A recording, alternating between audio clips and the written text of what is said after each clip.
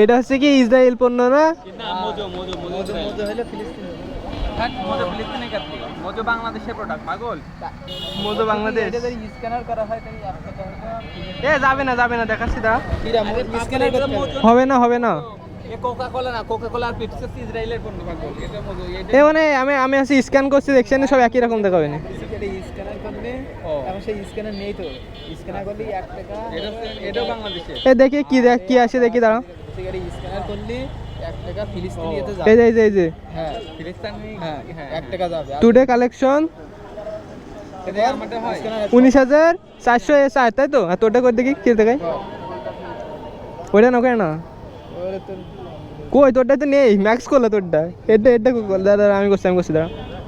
আমি খাবো না, আমারটা ভাই ওটা ম্যাক্স করলে নেইছিস কেন? এ কত ছিল তখন?